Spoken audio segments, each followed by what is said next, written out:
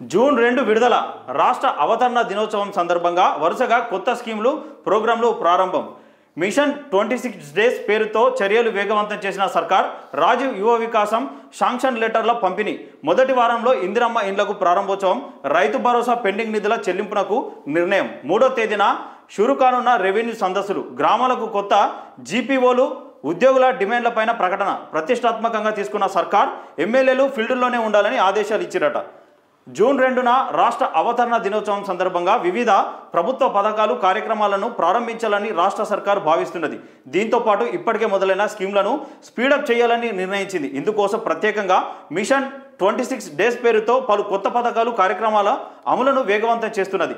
Local bodies ఎన్నికలకు వెళ్లాలని భావిస్తున్న ప్రభుత్వం రాష్ట్ర ఆవిర్భావ దినోత్సవం నాటి నుంచి వరుసగా రాజీవ్ యువ వికాసం, గ్రామ పాలన అధికారులకు అపాయింట్మెంటు ఆర్డర్లు, ఇందిరమ్మ ఇండ్లు ప్రారంభోత్సవం వంటి కార్యక్రమాలు చేపట్టబోతున్నది. దీంతో పాటు రైతు భరోసా పెండింగ్ నిధుల చెల్లింపునకు నిర్ణయం తీసుకుంది. 3వ తేదీ నుంచి రాష్ట్ర వ్యాప్తంగా భూ సమస్యల పరిష్కారం కోసం రెవెన్యూ సందస్సులు మంచి శుభ పరిణామం చెప్పుకోవచ్చు. జూన్ 2 తెలంగాణ అవతరణ దినోత్సవం సందర్భంగా యువ వికాసం, రాజీవ్ యువ వికాసం స్కీమ్లో 50,000 నుంచి 50,000 మొదటగా ఇచ్చే ఆస్కారం ఉంది. ప్రజెంట్ అయితే 4 లక్షలు లేదు, 50,000 ఇద్దామని డిసైడ్ అయ్యిండ్రు. 50,000తో చిన్న చిన్న కిరాణా షాపులు కావచ్చు, చిన్న చిన్న పాడి పరిశ్రమ, ఒక 2 బర్రెలు కొనుక్కోవడం కావచ్చు, ఇటువంటి చేసుకోవాలన్న చర్చ మాత్రం జరుగుతుంది. దాంతోపాటు గ్రామ పరిపాలన అధికారుల రిజల్ట్ నిన్ననే వచ్చింది. అది కూడా ఆర్డర్లు ఇవ్వబోతున్నారన్న చర్చ జరుగుతోంది. ఇందిరమ్మ ఇండ్లకు సంబంధించిన ఇందిరమ్మ ఇండ్లను కూడా వాళ్ళకు అందించే ఏర్పాట్లు చేస్తూ ఉన్నారు.